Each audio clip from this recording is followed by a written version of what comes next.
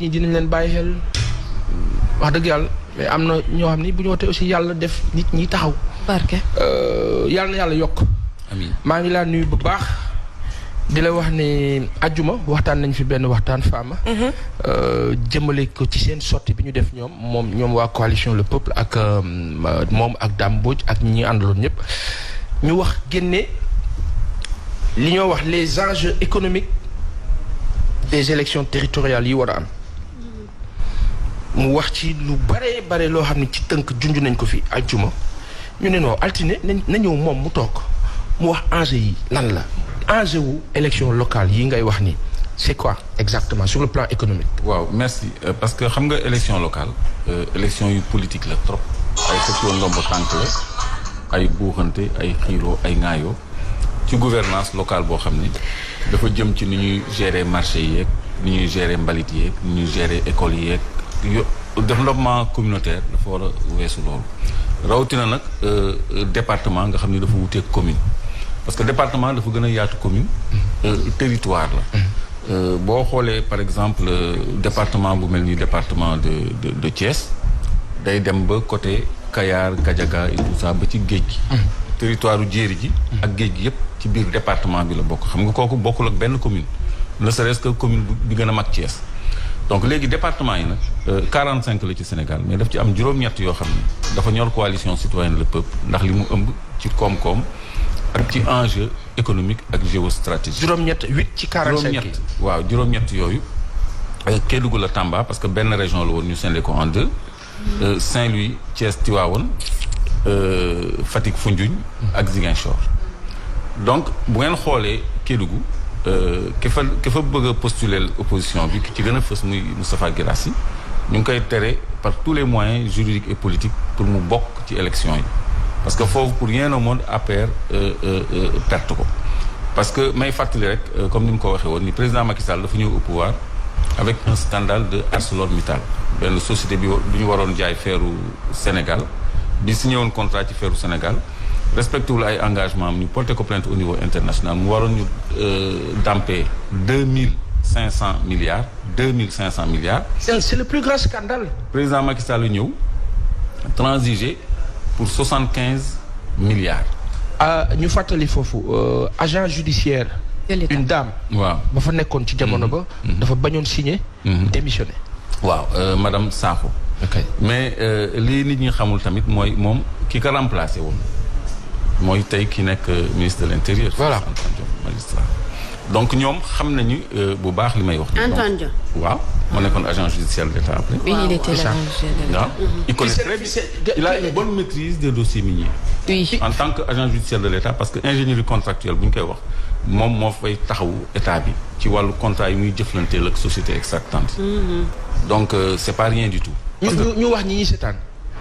ñu répété ko baax na léegi insistance. Sénégal dafa gagné contre ArcelorMittal. ñu war ko fay 2000 milliards maanaam 2500 milliards. waaw état wu Sénégal on ne sait pas comment et pourquoi.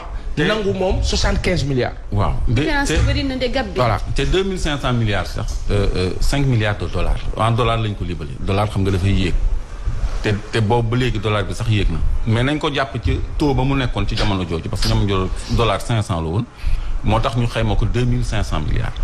léegi président Macky Sall ñëw agent judiciaire boobu madame Sakho bañ signé ñu démettre ko indi keneen léegi ñu transigé pour 75 milliards. mais 75 milliards yi xam nga kañ lañ ñu ko fay. bi coow li jógee suñu classe bi ñu yëkkatee coowu ArcelorMittal ci lañ ko fay.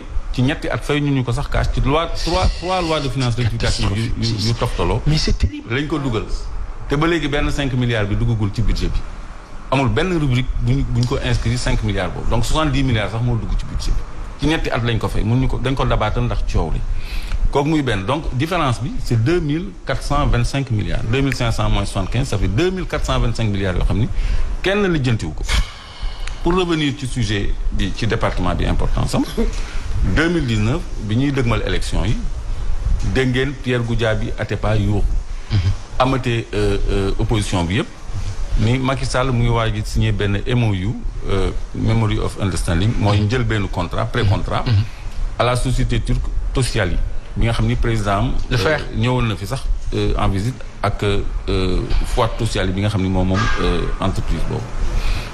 alors léegi bi coow li bëree président Macky Sall aussi tegaat dossier bi ci suuf mais comme moom fégal na muy waaj a dem gis nga bu gagné département boobu il va signer le contrat. te contrat boobu projet intégré la dafa am une mine boo xam ni réserve 1 milliard de tonnes la benn complexe sidérurgique usine buy transformé weñ yi ak benn centre de formation au métier du fer ak benn voie ferrée à grand écartement de Kédougou à Bargny et un port minéralier à Bargny loolu mooy projet MIFERSO bi MIFERSO mooy société sénégalaise bi nekk ci fer bi comme ni Petrosen nekkee ci pétrole bi donc loolu ay milliers de milliards d'enjeux ci jamono boo xam ne dañu nekk ci la guerre de l'acier xam nga dégg ngeen ñuy wax la guerre de l'acier entre États-Unis Chine ak Europe léegi Europe le président Macky Sall bëgg a positionné par Tosyali yi bi nga xam ne ay naar lañu naar yi ñoom dañu tàmm joxe ci suufu table bi te loolu damay bañ mu jël temps bi sax parce que dama ci am dossier bu complet depuis 2003 le président Macky Sall dem Afrique du Sud doon lijjanti ak Kumba Resources bi nga xam ne moo jiitu woon ArcelorMittal ci actionnariat bi ba indi leen présenté leen président Ablaye Wade moom moo dox lépp de bout en bout bon donc loolu muy faire. ay wax ni garaaw na de. ay preuve vidéo laa ci am sax man télé laay waxee tout le temps. procureur di ma déglu président di ma déglu. ingénieurs yi di ma déglu. ñu nekk ci terrain bi di ma déglu ñu nekk ci entreprise di ma déglu. kon fii Sen TV am na liggéey bu ma fi def quand même ci wàllu ressources naturelles te def naa mosu leen ci am benn problème boole nañ ma sax benn ingénieur pour mu renverser ma mais gis ngeen ni fu leer nga ko teg voilà fu leer laa ko teg donc léegi en dehors de fer bi nga xam ni c'est des enjeux de plusieurs milliards beaucoup plus important que l'or parce que or bi dañ ko bradé déjà plus de 30 permis d'exploitation d'or attribué nañ ko foofu te uranium ma nga fa thorium ma nga fa minerai boo xam ne minaguñ ko ak yeneen minerais yu bëri. léegi ñu lan lañ fu mu nekk foofu. léegi waa kii di dund ñoom li ñuy dund ci métti. non ñoom ñu ngi ci seen case yeeg seen piste yeeg seen problème accès à l'eau ak yooyu tout ça ba léegi ba noppi marbre bi aussi commencé nañ ko exploiter bu yàgg. par deux sociétés Segimar ak beneen société boo xam ni président Macky Sall moo continué son contrat ba noppi Segimar bi exploité marbre bi adresse am muy nekk rue 13 Derklé Darou Salam te foofu am na benn locataire bu célèbre bu fa nekkoon moom moo abrité te li mu lay wax ci décret la nekk de. ci décret la nekk. donc enjeu Kédougou loolu la parce que opposition bu jëlee département boobu day teg bët. exact ci lépp parce que territoire bi. président conseil départemental ak commission bi nga xam ne ci biir conseil départemental bi commission chargée des ressources naturelles mooy jëflanteeg compagnie minière yi nekk foofu. c'est ça.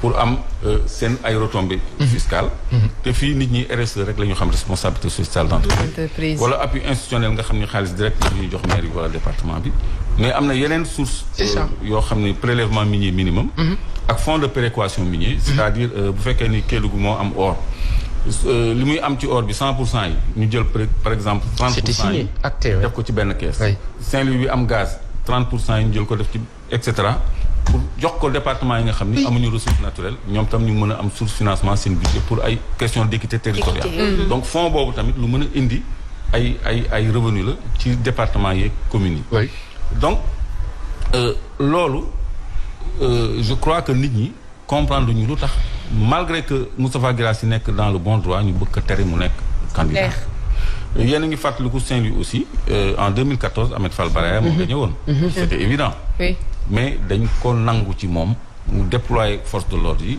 ba ay magistrats démissionné pour jox ko Mansour Faye mi nga xam ne au sein de la commission chargée des ressources naturelles ci département de Saint-Louis te waroon nekk interlocuteur Cosmos ak BP mi nga xam ne ñooy exploité gaz bi un potentiel de 70 000 milliards de pieds cubes de gaz 70 000 milliards de pieds cubes de gaz plan de production bi Cosmos déposé pour fin 2022 bi nga xam ne 2022 jot na ba pare 14 millions et demi de barils de mètres cubes plutôt de gaz moom moo war a génn foofu non Saint-Louis cette fois maa ngi Saint-Louis léegi dama bëgg a wër quelques départements pour joxe une lecture des enjeux yi fa nekk parce que foofu ay milliards mètres cubes de gaz ñoo fa nekk te plan de production bi ñu déposé ñu war ko doxal fin 2022. 14 millions et demi de mètres cubes de gaz moo fa war a génn waxuma par an waxuma par mois mais par jour. Chaque jour 14 millions et demi de mètres cubes mooy génn foofu. kon ñun tekki nañ léegi loolu ah. ma ni kon ñun tekki nañ dëkk bi dina changer. normalement mais am na yoo xam ni dañ ko ci laxas ba nga xam ni. li mu ñu waroon a jëriñ duñu ko jëriñ fi mu nekk nii. ñenn ñi rek lay jëriñ. mais Clédor baal ma 2 secondes. oui li ngay nekk di expliquer. ci définition. waaw mujjantal bi. waaw mais c'est de la haute trahison. c'est pire que ça parce que maa ngi ñëw ci gaz bi. Mansour Faye donc moom kenn mooy dem di wax ak waa BP ak waa Cosmos en lieu et place de la commission. Donc d'où l'enjeu pour l'opposition comme ñun contrat yi rëcc nañu. nu mu tuddati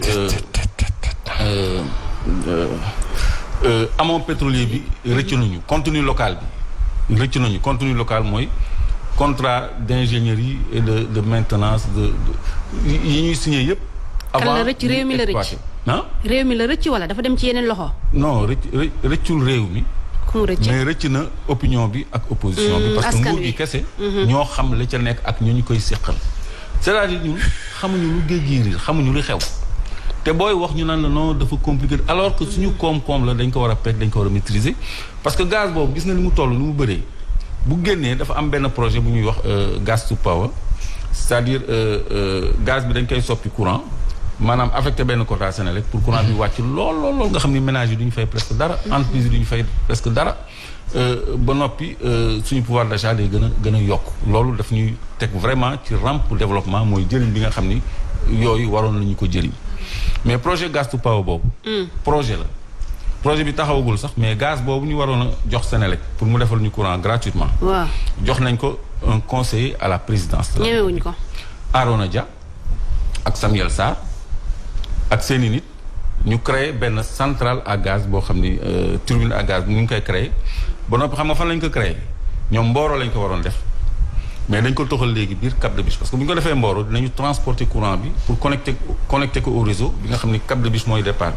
bi léegi ci réserve foncière u Senelec lañ ñëw implanter seen turbine à gaz ingénieur u Senelec yi ñoom ñoo leen di liggéeyal ba noppi ñu jël courant boobu jaay ñu ko ñun jël ci seen bénéfice alors que le projet c'était pas ça te gaz boobu ñu leen di jox suñu gaz la Senelec lañ ko waroon jox gratuitement. ba pare jaay ñu ko lu seer boole ko ci. voilà donc loolu. mais c'est de la haute trahison là. non quand je le dis on me dit non ñii c'est une entreprise sénégalaise dañu war a soutenir l'initiative nationale et cetera alors que lii du benn. c'est-à-dire que ñëpp war a bokk le bien public la ñu jël jox ko à des privés logés à la présidence.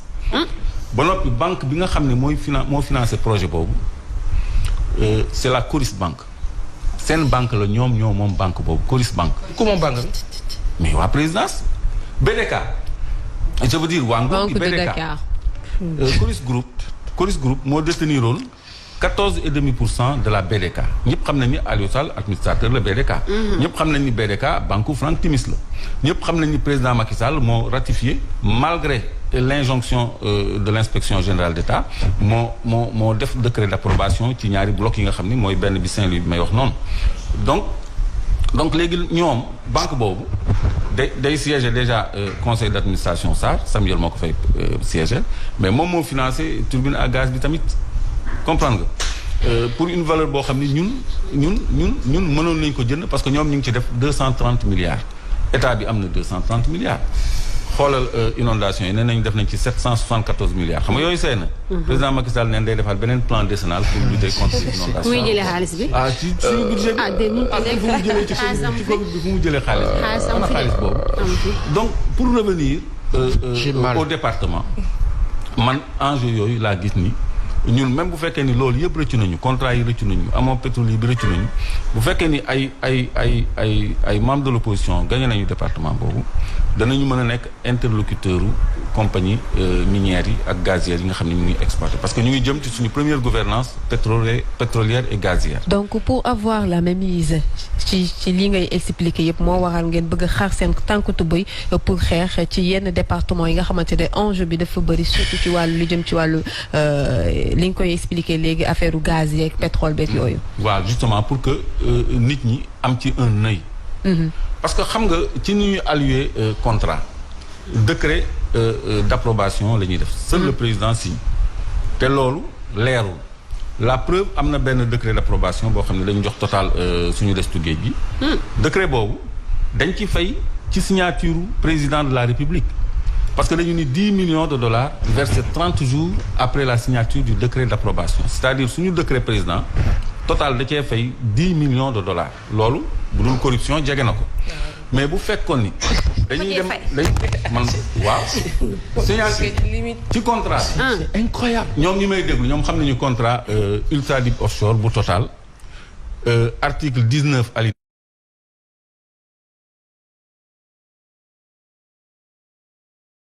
6 ci la ñuy def disposition boobu 10 millions de dollars versés 30 jours après la signature du décret d'approbation maanaam boo signé ñu dugal 10 millions de dollars muy 5 000 corruption waaw léegi loolu suñu njiitu réew pourquoi muy nangu loolu te loolu musul am ci benn contrat te amaatul ci benn contrat parce que yàgg naa ko wax à la télévision parce que doy na waar un citoyen joxoñ baaraam de cette façon le président de la République première institution moom muy dégg procureur di dégg ay militants di dégg ñëpp di dégg toutes les personnes compétentes di dégg te kenn branché wul parce que c'est pas la première fois mais wax lii fii mos naa ko wax fii war naa ko fii au moins 3 fois non dafa leer dafa leer donc bu fekkoon ni en lieu et place d'un décret d'approbation ñu dem assemblée ñu voté loi d'approbation ñu ni léegi approbation wu contrat minier léegi assemblée lay jógee ñu def loi d'approbation nga xam ne même ñoom bu ñu amee seen majorité mécanique sax pour approuver ko au moins les députés de l'opposition dinañ ko yëg opinion bi dinañ ko yëg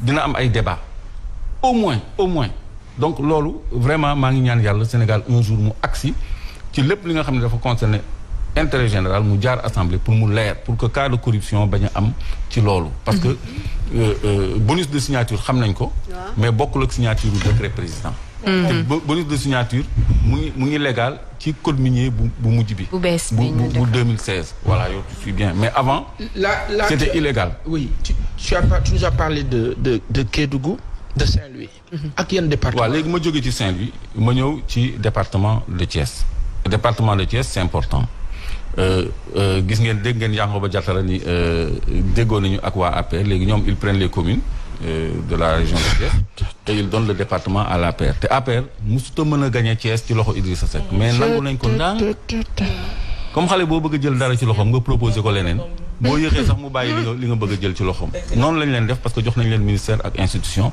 le département pour ñoom c'est pas important alors que territorialité département bi comme ni mu leen koy wax du rek li ci jéeri ji mais ci li ci géej gi ci la bokk tamit donc li ci jéeri ji déjà on a le gisement de Gadiaga bi nga xam ne bi ma ko indee image yi fii Sen TV nit ñi dañ ko dese woon gëm ñu ngi ko gëm bi mu amee incendie exact Gadiaga bi parce que maag Fatou Abdou def nañ ci benn émission bien avant dem jëli image yi ñëw et cetera wane ko mais bi mu tàkkee nag lañu ne ah kon de toq gaz tàkk na xanaa comme toq gaz génn fi woon lañ doon wax donc léegi géeju département de Thiès Kayar ci la bokk Kayar mooy deuxième bloc bi ñu jox Petrotim boo xam ne foofu tam ay milliards et mètres cubes de gaz ñoo fa nekk Kayar tam waaw léegi conseil yi nekk ci commission chargée des ressources naturelles yu département bi dañuy jooy ni ñoom associé wuñu leen ci dara donc boo génnee Kayar département mitoyen bi mooy Tivaouane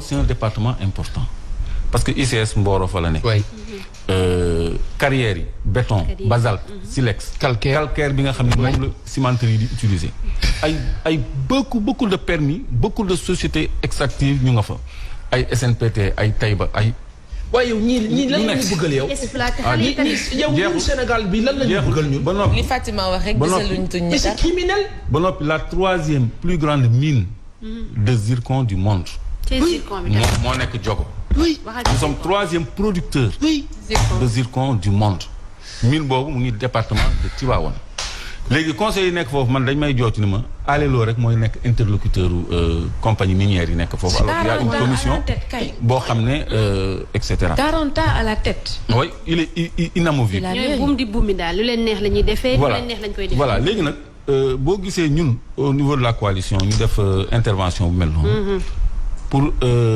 attirer attention opposition bi ni élection yi du politique kese am na ay yeneen enjeux yoo xam ni war nañ ci xippi seen bët ba noppi dogu pour que 8 départements yooyu ñu fexe ñu ci tegal loxo ndax ñu am bët ci suñu koom ba noppi suñu koom mën a profiter suñu ay développement local parce que ñoom daanaka xamuñu géej gi riir surtout que dafa am benn projet bu ñuy tuddee RGS réseau gazier du Sénégal ay gazoduc yuy jógee Saint-Louis Kayar ak blogu Sangomar parce que maa ngi ñëw ci département de Fatick Foundiougne foofu dafa am pétrole mais aussi beaucoup de gaz léegi dafa am ay réseau de gazoduc yoo xam ne dañuy dem ci point de stockage yëpp ak point de distribution yëpp actuellement nii boo gi demee port Elton investir na 70 milliards pour benn terminal méthanier foo xam ne dañu fay stocker gaz bi en liquide bu ñu ko soxlaa ci circuit yi ñu regazéfier ko donc ñoom ils sont en avance sur nous sur le plan de l'information et sur le plan de la passation des marchés donc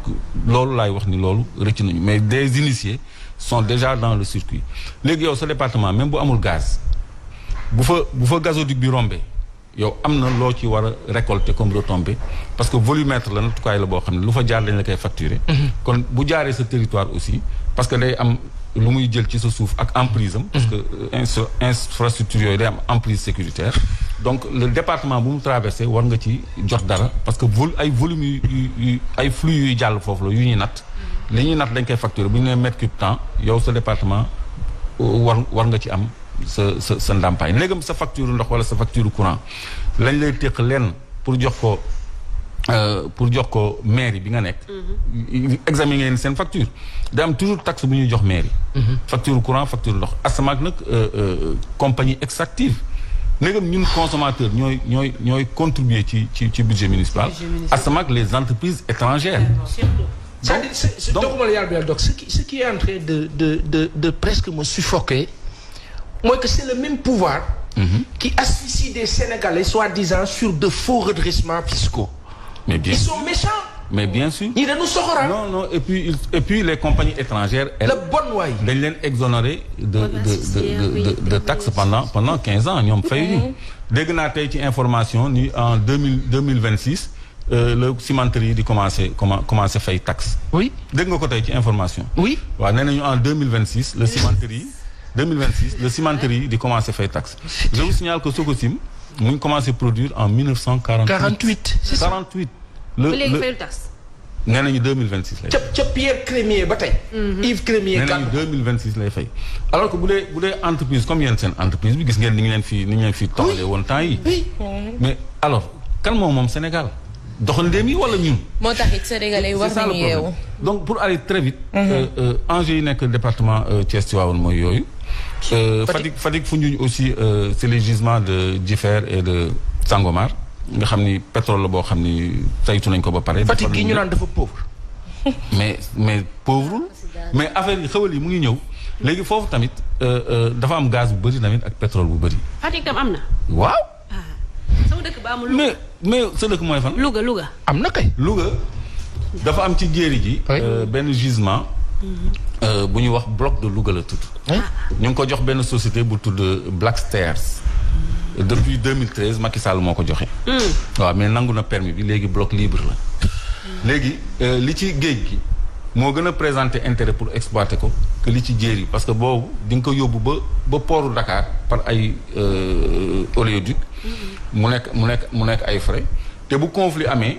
comme naa di ni ñu koy defee waa Louga mën nañu ni pétrole bi dootul jaar dagg fii ak yooyu tout ça comme ni mu amee ay Nigéria ak yooyu moo tax ñoom géej gi la ñu bëgg gën a privilégié parce que ñun du ñu dem à 100 mètres des côtes di yóbbu pancarte di manifester. ils vont pomper tranquillement kenn du leen fa fekk amul contrôle dafa am lu ñuy wax législation sous-marine man su ma koy wax nit ñi dañ lay xool yu bëri man c'est un volume comme ça. mais nit ñi xamuñu sax ni ça existe. dañ ko war a xam ak sous-marin donc ñoom loolu moo leen gën a li ci jéeri ji loolu. li ci jéeri ji nit ñi dañ koy teg loxo. pour réserve rek donc département de Louga bloc la bu ñu joxoon une société bu ñuy wax Black Star ci benn filiale am bu tudd ci Fatou Oil. D'accord léegi Jifeer Sangomar la fa nekk. ñoom dañ ko bëgg a exploiter. ba noppi créer benn sea line benn oléoduc buy di quitter Sangomar ñëw Sarr fii. Sarr ñu ngi augmenter capacité am bi ko ñoom Khadim Ba jëlee à 1,2 million tonnes par an. léegi dañu bëgg a acheminer 5 millions de tonnes supplémentaires à la Sarr boo xam ni day jóge blogu Sangomar. Jifeer dem Sarr donc foofu y a un problème d'équité territoriale parce que ressource bi département Fatick Foundiougne ñoo ko moom mais dañ koy acheminer directement Dakar pour traitement alors que l'intérêt aurait été ñu implanter benn raffinerie foofu dans la zone ak benn complexe pétrochimique pétrochimie day fabriquer lu bëri yu jëm ci ay produits manufacturés mais au lieu de ça ñun dañuy yóbbu 5 millions de tonnes yi fële SAR alors que SAR c'est une bombe en agglomération ay kër a ko wër déjà amatul emprise sécuritaire comment on peut surcharger la SAR de 5 millions de tonnes de pétrole supplémentaire kooku débat la mais kan laa koy débattre est-ce que option la boo xam ne war nañ ko jël est-ce que direction de la protection civile yëg na loolu est-ce que loolu c'est cohérent donc autant de choses yoo xam ne bu fekkoon ni élus locaux yi jël nañu département yooyu ils auront leur mot à dire parce que on a même benn jamono créé woon ministère de l'équité territoriale xaw ma en notion d'équité territoriale daal dugaloon nañ ko ci seen gouvernance léegi du équité territoriale lii génn Fatick Foundiougne ñu koy acheminer Dakar en mettant Dakar en danger en plus donc commission yi chargé on a une minute yi chargé yi toppatoo affaire nu mu tuddati ressources naturelles ci département yi donc war nañ leen former tamit pour ñu xam seen rôle parce que élection conseil municipal ak départemental ni muy demee damay nekk un jeune influent dans mon quartier wala une femme influente ñu dugal la ci liste tu n'es pas forcément outillé donc ñun coalition bi pare nañu pour capacité leen te loolu du lu jafe loolu ay quelques dispositions code pétrolier code des collectivités locales ak code général des impôts rek lañu leen di condenser ñu assimiler ko très rapidement on va y revenir pour finir Ziguinchor aussi c'est capital parce qu'il y a le zircon de Niafouran et en mer aussi il y a des blocs pétroliers te ci gannaaw bloc pétrolier yi ma cité yëpp blogu total boobu may wax dañ ci fay $10 millions